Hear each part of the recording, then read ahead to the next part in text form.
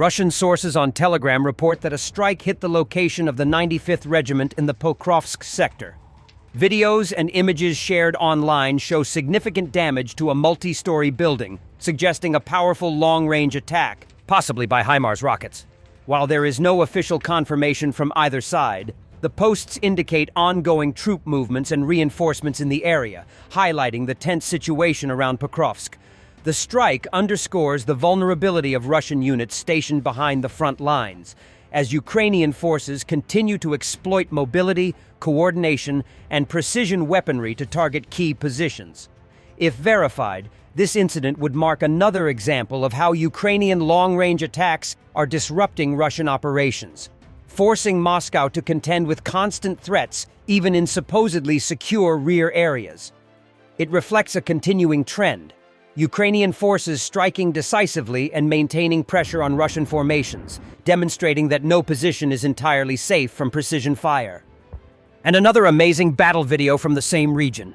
Ukrainian BTR-4E Bucephalus and strike drone eliminated Russian forces in Pokrovsk direction. Drone dropped grenades on shelter, then armored vehicle opened heavy machine gun fire. Over the past 3 years, Ukrainian forces have become masters of coordinating drones with ground units, turning technology into a decisive battlefield advantage. Small tactical drones provide real-time reconnaissance, spotting enemy positions, artillery batteries, and armored formations. These drones feed live data to artillery and infantry units, allowing strikes to be precise and devastating.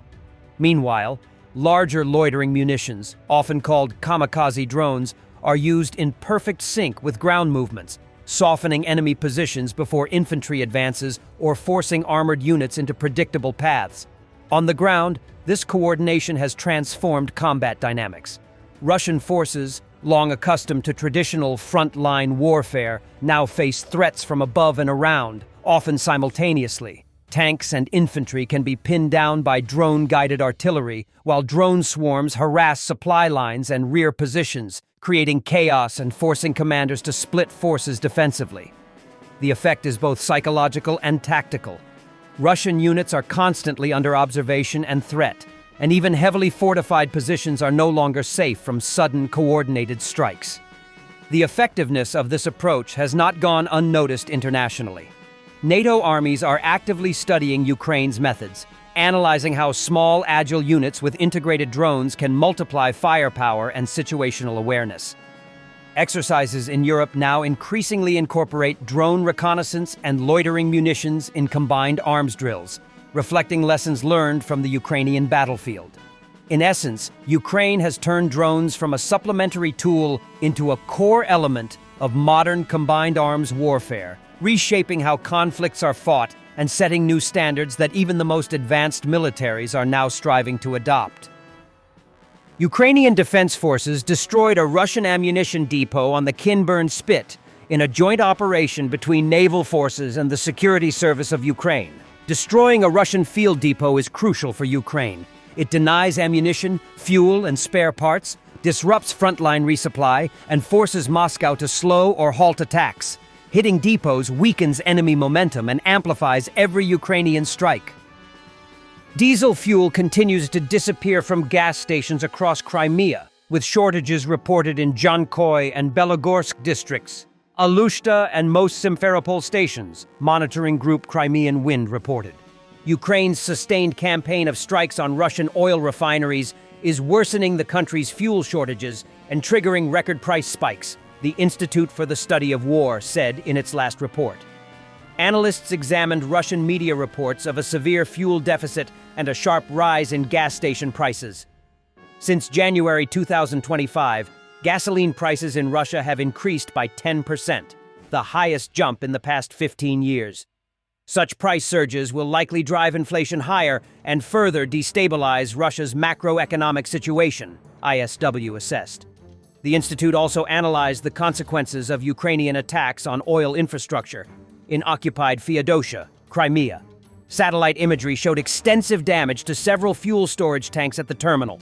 The Ukrainian OSINT channel Frontelligence Insight estimated that October 2025 drone strikes on the Feodosia oil terminal damaged a total of 19 large storage tanks and 6 smaller ones. the aggressor state will likely face difficulties repairing the terminal. It remains unclear whether Russia can restore the infrastructure in Feodosia at all, ISW noted. The damage limits the Kremlin's ability to supply its military in Crimea with fuel and lubricants, the report said. On October 15th, the General Staff of Ukraine's armed forces confirmed a second strike on the Feodosia Marine Oil Terminal following the first attack on October 6th. The oil depot again erupted in a massive fire, damaging 16 fuel tanks with a total capacity of 193,000 cubic meters. According to Reuters calculations, Ukrainian drone strikes since early August 2025 have temporarily disabled up to 21% of Russia's oil refining capacity, around 1.4 million barrels of crude per day.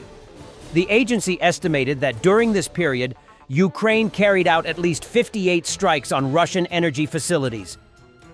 In Kamchatka, a man who introduced himself as a participant of the special military operation opened fire on a family with a 3-year-old child. It all started with a road conflict. The driver cut off another car, shouting, "I don't give a fuck! I'm from the SMO." Then he pulled out a weapon and shot the father of the family. In the video, the shooter's companion can be heard justifying him, saying, "He's from the SMO, he doesn't care." People from the army need help. Police said the weapon was a blank firing gun, but it has been seized for examination. Meanwhile, Russians on social media have begun to express concern. And how many more like him will come back from there when it's all over? Almost no one in Russia is interested in having their soldiers return. The Kremlin authorities understand perfectly well that these people are a source of destabilization. They're used to easy money, solve problems with weapons, and aren't controllable. That's why they'll be kept at war, in one country or another. No need, miss. That's his and I don't care either. I have a child sitting, what? A child? So what? A child from the special military operation? Special military operation? Should have thought, should have thought, should have thought. Why didn't he adjust himself? A person from the special military operation? So what? Well, what? Are you serious? Because you should have thought about it. People from the army, from the special military operation, they need psychological help. I understand, but seek it out. We've been reaching out for a long time. He came here. I understand that he's a soldier. So what? Yes, I understand. Yes, I understand. But we also need to be human. We need to be human too. Leave quickly from here. Run. Thanks for watching, and don't forget to subscribe. Also, if you want to support Warthog Defense, please become our member and get early access to new videos, exclusive members-only videos, and become administrator in comment section. The membership link is in the description. Rescues every day. We had a guy last week at 6 rescues in 6 days. You know, he's doing the job every day.